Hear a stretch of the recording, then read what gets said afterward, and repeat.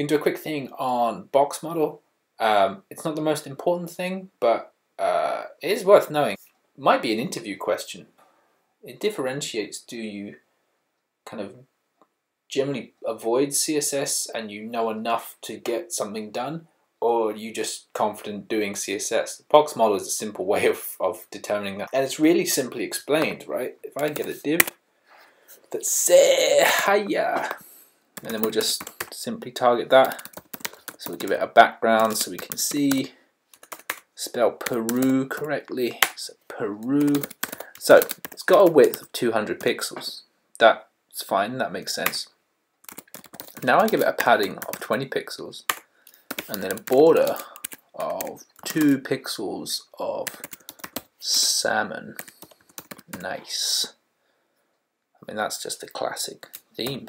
So we'll look at the styles alongside the change. So we've set the element to be 200 pixels, but now I'm hovering on it, it says 244. So why is that?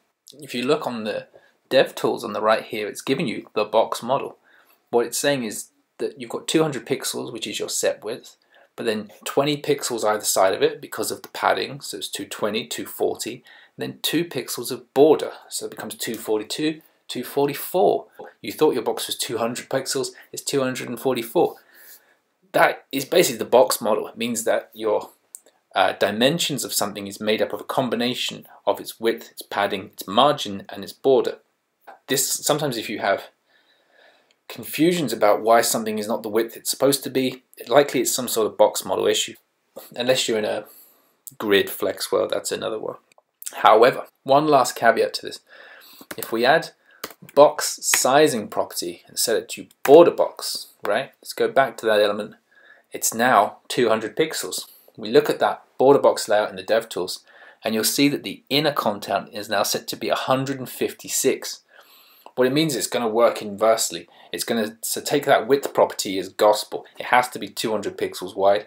So after I've factored in my border and my padding, what have you got left? You have to take that 44 out and then just make the actual inner width of the content to be 156 pixels. And that's how it's made up. So it's just a slight inverse, but it means it will work off a set width property more reliably.